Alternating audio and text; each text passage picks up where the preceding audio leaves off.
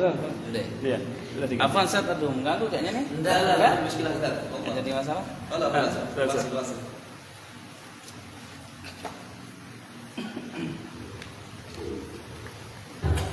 Pakainya atau enggak usah? Ya. Pakai Ustaz, tapi yang bawah aja. Nah, kita pakai atas. Iya.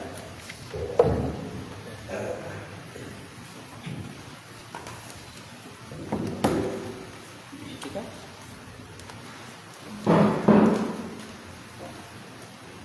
mana Ustaz? Di Strap. nanti lagi. Nak minjem jemput itu. Iya. Minjem jemputnya enak. Apa? Lu kami sana. Mati dia pun mati. Kalau macam ini lu. Dia mau kereta suara. Anda dan pokok tak boleh lah. تستخدم بالله كده ايوه ايه كده خلاص كده تمام خالد بن شيخ وبعدين نرسل PDF لعل الاخوه يستفيدون. يطبعون؟ نعم. جميل ان شاء الله kita كم صفحه؟ 100 لكن انا لا اخذ كله انما اخذ النبذه ان شاء الله لا يمكن ان اقرا جميعا يعني حتى يستفيد فيما بعد ان شاء الله نجعل PDF خاص. جميل نعم. بارك الله في جزاك أعطيكم. الله. استاذ انا بقرا شوي. نعم. حفظك الله شكرا. نعم.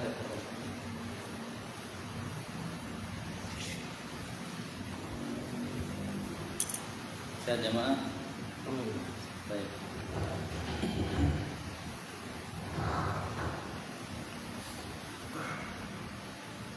بسم الله الرحمن الرحيم الحمد لله رب العالمين وأصلي وأسلم على المبعوث رحمة للعالمين نبينا محمد وعلى آله وصحبه أجمعين أما بعد الحمد لله kita bersyukur kepada Allah Subhanahu wa taala yang sore hari barokah Nabi di bulan yang mulia ini kita berkumpul di salah satu rumahnya dalam rangka kita saling mengingatkan satu dengan yang lain.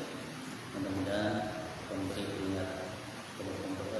peringatan di sini bermanfaat bagi kita semua karena Allah Subhanahu wa taala berfirman wa dzakir fa inna dzikra tanfa'ul mu'minin. Apabila peringatan, meskipun peringatan itu pernah didengar ya, tetapi pemberi peringatan itu senantiasa bermanfaat bagi orang-orang yang ada di dalam hatinya rasa keimanan. Jamaah rahimani wa rahimakumullah, yang di sini dimintai tolong sama beliau ya.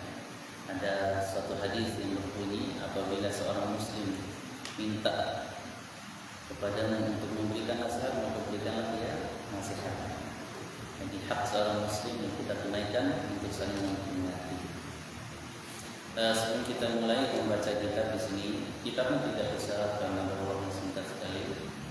Kita membaca hukum-hukum seputar iktikaf. Mudah-mudahan dia ada bekal antum yang menjalankan iktikaf, ada pencerahan sedikit supaya tidak melanggar hukum-hukum seputar iktikaf. Tapi sebelumnya ada yang perlu saya sampaikan bahwa kepada kita semua yang menjalankan ibadah, khususnya antum-antum yang iktikaf di sini, agar menjaga niat tetap ikhlas kepada Allah Subhanahu wa taala. Jangan sampai masuk ke dalam niat kita itu, ke dalam hati kita rasa ujub. Ujub itu adalah rasa berbangga diri. Ya, jangan sampai kita merasa lebih baik misalnya dari orang-orang yang tidak iktikaf. Jangan sampai itu masuk. Kalaupun masuk, maka segera tepis dia dengan mengucapkan a'udzubillahi minasyaitonirrajim atau dengan mengucapkan istighfar, astaghfirullahaladzim, dengan mengucapkan astaghfirullahaladzim. Itu perlu, karena kadang-kadang kita ketika beribadah kita merasa kadang-kadang kita lebih baik daripada mereka yang kurang rajin misalnya kan. Nah ini perlu ditepis. Jangan sampai kita merasa lebih baik. Kenapa? Rasa ujub seperti ini menjadikan iblis terusir dari dari surga. Ya kan? Iblis merasa lebih baik daripada Nabi Adam. Ana khairun minhu, aku lebih baik daripada Adam. Maka dia sujud kepada salah aku. Akhirnya gara-gara itulah Allah Subhanahu wa taala usir iblis dari surga selama-lamanya. Diusir dari surga selama-lamanya.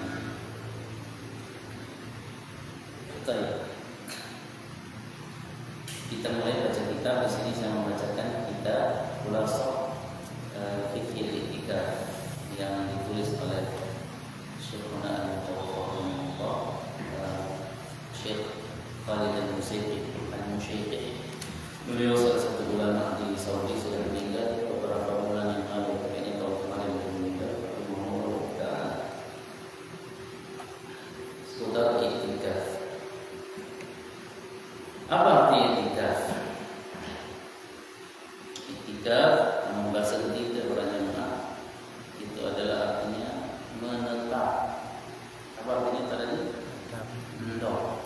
Ya, iktikaf. Tapi iktikaf ini menjadi istilah dalam syariat kita. Mendok di dalam masjid. Namun mendok di dalam balik bukan di rumah. Iktikaf secara syar'i, meskipun dia secara bahasa iya iktikaf namanya. Dalam Al-Quran pun digunakan secara istilah bahasanya. Arti bahasa itu digunakan oleh Allah Subhanahu wa taala dalam surat Ibrahim. Contohnya Allah berfirman dalam surat Al-Anbiya ketika tentang kisah Nabi Ibrahim. Kisah Nabi Ibrahim berdakwah menghantam patung-patungnya dengan kafir. Nabi Ibrahim dulu itu dakwah masih muda, iman tua.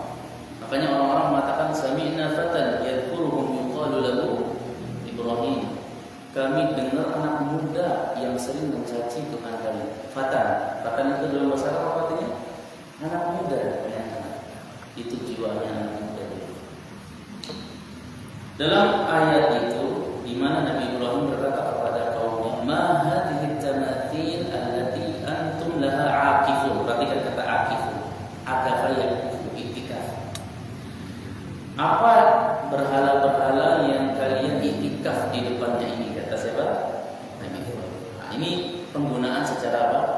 Secara bahasa. Karena secara bahasa iktikaf itu artinya apa tadi?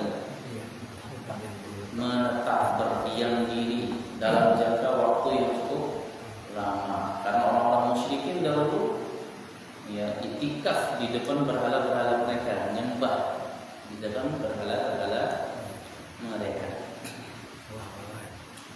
Baik. Akan tapi apa makna iktikaf secara syar'i? Jadi kalau kita bahas masalah fikih para jemaah, pasti kita membahas dua definisi, dua pengertian. Pertama pengertian dari segi bahasa, yang kedua pasti kita bahas dari segi apa? Syar'i. Menurut syariat kita apa sih iktikaf itu? Haqiqatu syar'iyyah fa huwa luzum masjid li ibadatillah. Hakikat iktikaf itu secara syar'i adalah apa? Luzum masjid li ibadatillah. Itu secara singkat.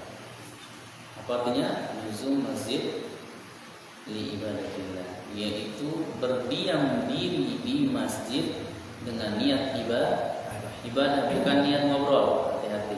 Kemarin di WN ngobrol sampai subuh. Ini iktikaf macam apa? Ya, ingat iktikaf itu berdiam diri di masjid untuk apa? Untuk ibadah. Apa ibadahnya banyak?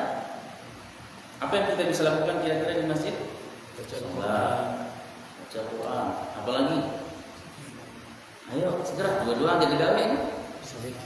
Zikir. Jangan lupa, apa lagi? Ayo segera, dia tahu kan sudah iktikaf. Salat malam. Sudah tadi doa. Penting itu. Karena Aisyah pernah bertanya, ya Rasulullah, lamun kubudetkan Lailatul Qadar, apa ajak berdoa? Nabi ajarkan doa yang kita hafal semua. Apa itu? Allahumma innaka afuwwun tuhibbul afwa. Apa artinya? Ya Allah, kita minta maaf. Dan hakikat afu ada perbedaan sedikit menurut Syekh Utsaimin rahimahullah taala. Afu itu artinya meminta maaf, Ada juga Allahumma ghfirli juga artinya memohon ampun. Ada perbedaan secara bahasa menurut Syekh Utsaimin. Ini faedah, boleh dicatat. Bedanya afu dengan ghufran. Kalau afu itu memohon maaf atas kekurangan kita dalam melaksanakan ibadah. Nah, jadi Allahumma innaka afuwwun tuhibbul afwa fa'fu anni, itu artinya ya Allah, maafkan aku, maafkan segala kekuranganku ketika aku menunaikan ibadah. Nah, namun Allahumma ghfirli, Rabbana ighfir lana, yaitu kita mohon ampun dari dosa. Saya ulangi, ini bedanya menurut Syekh Utsaimin rahimahullah taala.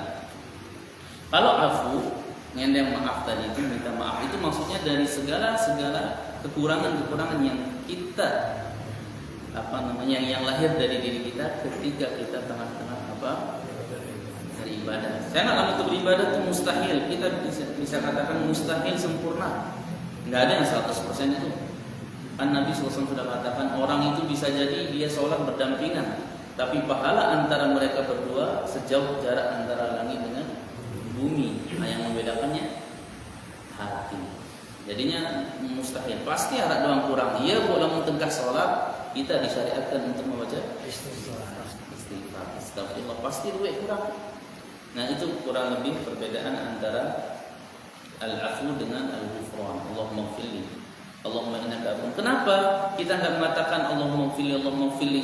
Nah, kenapa Nabi mengajarkan Allahumma innaka afuwwun? Karena di bulan Ramadan dominan kita ini banyak beribadah. Tidak jarang berbuat dosa, meskipun ada lah kita terjatuh ya, tapi tidak seperti di bulan-bulan yang namun di bulan-bulan lain mungkin luwek gawe dosa kan. Lagu lamun telik bulan Ramadan takut kita karena kita hormati ini bulan yang sangat sakral. Kita mengetahui namun untuk begawe dosa di bulan ini tidak boleh, ya kan? Makanya kita takut untuk berbuat dosa. Oleh karenanya kita lebih banyak apa? Ibadah. Nah, lalu ketika kita melaksanakan ibadah, biasanya pasti di situ ada kekurangan. Entah ngantuk, entah lelah, entah bebangsel, entah macam lah. Apalagi khusyuknya sengkelawan, harap doang pikiran. Nah, oleh karenanya Nabi SAW mengajarkan Aisyah untuk membaca doa tadi, ya Allah maafkan segala kekuranganku dalam melaksanakan ibadah. Tapi sekali lagi, jadi yang namanya i'tikaf itu apa? Itu berdiam diri di masjid untuk apa? Untuk ibadah, bukan untuk yang lainnya. Ingat, ibadah bukan untuk makan-makan, bukan untuk apalagi ngopi aja kopi. Boleh lah ngopi, tapi niatkan untuk membuat begadang. Nah, ini niat yang bagus. Ini ngopi doang, itu doang bu aku. Aku dendek tak batal. Itu doang bu aku. Ingat, ibadah. Boleh kita ngopi, itu sarana untuk memperkuat kita begadang, boleh. Baik, jadi inilah kurang lebih hakikat i'tikaf. Jadi kalau ditanya apa sih kena i'tikaf? I'tikafnya ya kendor di masjid untuk beribadah, bukan untuk keperluan-keperluan yang lainnya.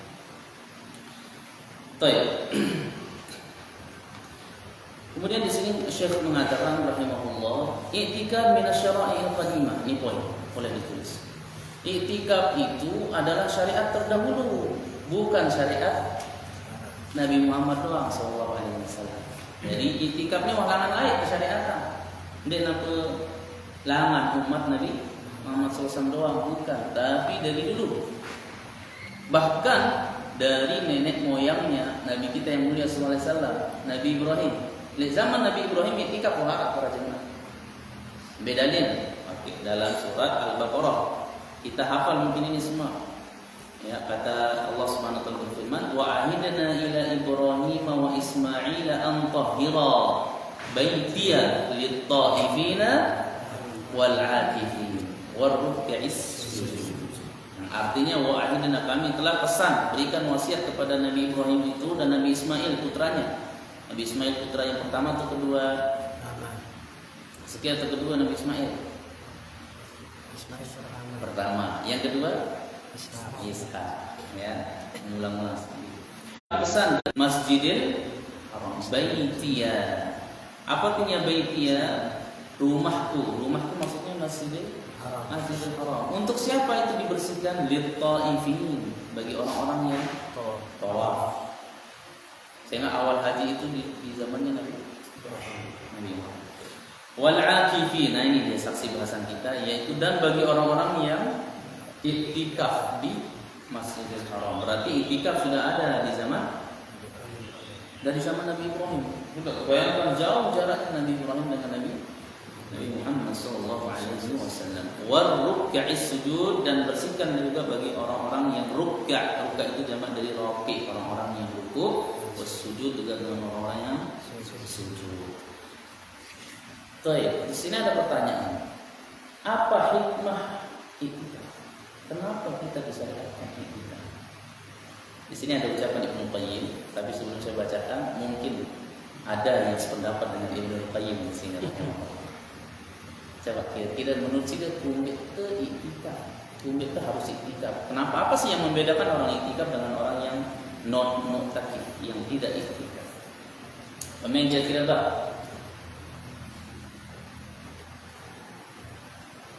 Untuk lebih mendekatkan diri kepada Allah. Untuk lebih mendekatkan diri kepada Allah.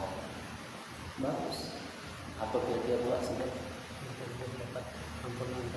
Mendapatkan ampunan dari Allah. Berarti yang enggak iktikaf enggak dapat ampunan. Ada nilai plusnya pasti, ada nilai plusnya. Baik. Di sini ada ucapan Ibnu Qayyim rahimahullah dalam kitab beliau Zadul Ma'ad. Kitab Zadul Ma'ad kita tahu semua kitab yang sangat populer, kitabnya Ibnu Qayyim yang mencakup sirah sekaligus hukum-hukum fikih. Perbedaan sirah yang Zadul Ma'ad ini dengan yang lain, Zadul Ma'ad ini kitab sirah langsung dibarengi dengan hukum-hukum fikih. Intinya kata beliau di sana, iktikaf ini disyariatkan untuk membiasakan orang menyendiri berkhalwat dengan Allah Subhanahu wa taala. Nah, jangan terlalu terbiasa dengan keramaian, katanya kurang lebih di sini. Jadi apa? Untuk membiasakan diri seorang untuk apa tadi?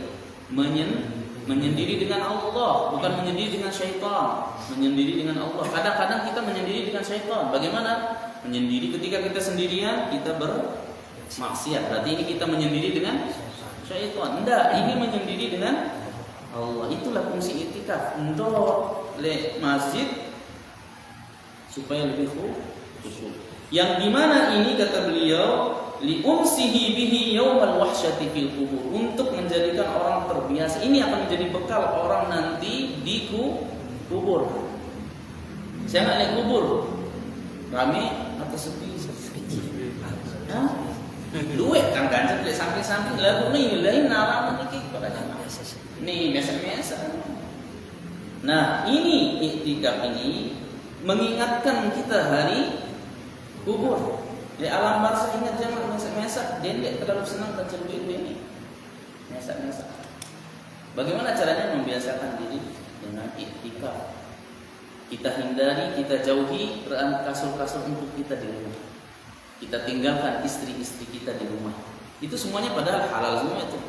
Kita tinggalkan makanan-makanan enak kita, kita tinggalkan tidur kita yang nyenyak di rumah. Demi apa? Demi bekal besok pada hari alam barzakh itu. Nah, jadi kurang lebih ini kata Imam Ibnu Qayyim itu untuk membiasakan diri menyendiri dengan Allah Subhanahu wa taala. Nah, ketika juga kata beliau di sini dalam kutipan beliau di sini, hati ini butuh fokus ketika beribadah. Dan cara melatih kefokusan dalam beribadah itu bagaimana caranya? Itu dengan cara iktikaf. Dengan cara apa para jemaah? Iktikaf. Baik. Nah, sekarang pertanyaan kedua berikutnya. Tadi kita sudah tahu kenapa disyariatkan iktikaf, untuk membiasakan diri menyendiri dan membiasakan diri supaya hati lebih fokus kepada Allah. Kenapa? Saya nggak lamun telik masjid dia tebani bermaksiat pada jangan. Beda lamun telik wah. Lamun telik balik mesak-mesak kemungkinan besar kita bermaksiat. Buka HP, cari yang macam-macam ya, cari musik, cari itulah macam. Bisa jadi itu. Tidak menutup kemungkinan. Lalu lamun di masjid buka HP, dia terbuka YouTube dong, itu gemeter. Ini masjid di rumah Allah. Ah, itu dia kebiasaannya. Nah, ini kata Ibnu Qayyim. Nah, sekarang pertanyaan kedua, kenapa iktikaf itu lebih dan paling dianjurkannya di 10 malam terakhir? Jelas. Kenapa? Lebih baik daripada 10 bulan. Bukan. Kenapa? Apanya yang lebih baik dari 10 bulan? Lailatul Qadar. Iya, untuk mencari Lailatul Qadar. Lailatul Qadar. Para ulama memberikan perumpamaan pada jemaah. Kan kita cuma 10 jelo kan? Perumpamaannya yaitu ada 10 kunci. Lalu kita tahu dari 10 kunci ini mana kunci yang berisi harta karun. Tapi saya ulangi, kita dikasih kunci 10. Tapi kita tidak tahu dari 10 kunci ini mana yang berisi kunci harta karun. Ini ada harta karun nih. Lalu kita ambil kunci. Nah, sekarang pilihannya ada, kita punya dua pilihan. Apakah kita ambil semua kunci ini atau kita cuma pilih satu-satu? Pilih sedikit doang, pilih ya, malam 27 doang misalnya. Ayo, gimana caranya? Ambil semua lebih aman. Kenapa? Kalau kita ambil semua pasti tidak kemauan Lailatul pasti dapat dia harta karun yang tadi. Lalu untuk pilih malam ganjil ke jago bersungguh-sungguh. Besok malam genap kurang. Saya ingat malam genap. Padahal malam genapnya kita sekarang ini malam ganjil pada jemaah. Mana buktinya? Bukti besarnya kemarin gerhana. Gerhana itu nggak terjadi kecuali malam 15. Sementara itu malam 14 menurut kita kalau sesuai hilalnya Indonesia kemarin karena kita kan telat melihat hilalnya. Nah ini ke malam genap kita itu malam ganjil loh. Terlebih hadisnya yang mengatakan juga carilah malam Lailatul Qadar itu dua versi. Ada yang mengatakan malam ganjil itu yang lebih sahih. Tapi ada versi riwayat Ibnu Majah kalau tidak salah itu mengatakan yang 2 malam tersisa, 4 malam tersisa, 3 malam tersisa kata Nabi SAW. Coba sekarang kita, namun Nabi SAW katanya carilah malam Lailatul Qadar di 3 yang tersisa, di 3 hari yang tersisa, di 5 hari yang tersisa. Sekarang kita hitung-hitungan misal. Ini menurut versi yang hadis yang lain ya. Yang terbukti bahwasanya yang dimaksud Nabi itu malam genap juga. Contohnya, namun andai kata sekarang malam Ramadan cuma 29 hari misalnya. Dan kata Nabi tadi, carilah malam Lailatul Qadar di sisa 3 hari dari bulan Ramadan. Berarti kurangi coba. Berapa sisa 29 kurang 3? Malam berapa itu? Coba ulang 29 kurang 28. Berarti 26. Tapi kalau seandainya Ramadan 30 hari 30 29 berarti 28. Ngerti enggak hadisnya Nabi yang tadi itu? Ini versi mundurnya itu. Cari Lailatul Qadar di 1 hari tersisa, di 3 hari tersisa dari Ramadan, di 5 hari tersisa. Andai kata bulan Ramadan 30 hari berarti yang dimaksud malam-malam genap. Nah, makanya di sini kesimpulannya para ulama pokoknya bersungguh-sungguh 10 malam terakhirnya jadi pilih-pilih. Apalagi diboyak-boyak Lailatul Qadar dengan tanda-tanda lebih yang cerah. Enggak, jangan boyak dengan tanda. Ini bikin kita kan kendor. Lalu pokoknya 10 malam terakhir ini saya iktikaf, saya rajin-rajin. Nah, saya rajin ibadah di 10 malam terakhir ini pasti insyaallah dapat dia Lailatul Qadar tanpa pilih, tanpa pilih-pilih. Yaitu poin penting. Jadi hikmah kenapa iktikaf di 10 malam terakhir karena kita boyak Lailatul Qadar. Toh kamu tuh iktikaf bulan Syawal, kanggo apa ndik? Kanggo. Tapi tidak terlalu dianjurkan sebagaimana 10 malam terakhir bulan Ramadan. Nabi sallallahu alaihi wasallam dulu pernah iktikaf sebulan penuh. Pernah beliau di awal tahun 10 malam pertama tebadak turun wahyu. Ada boyak dari 10 malam kedua, tapi boyak di 10 malam terakhir. Artinya dapat diskon kita dari Nabi. Bayangkan kita dikatakan sudah malam Lailatul Qadar pokoknya di bulan Ramadan. Lelah aja ibadah fokus kan dari awal sampai akhir Ramadan. Tapi diberikan diskon kita 20 hari. Artinya apa? 20 hari kanggon oleh balik.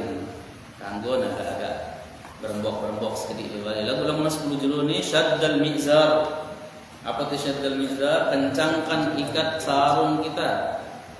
Apa teman kencangkan ikat sarung? Ada dua maknanya kata para ulama. Yang pertama, kencangkan ikat sarung itu maksudnya jangan berhubungan dengan istri. Dendek buka sarung katanya. Kan namun dengan berhubungan harus buka sarung. Atau ada yang pakai sarung berhubungan. Astagfirullah.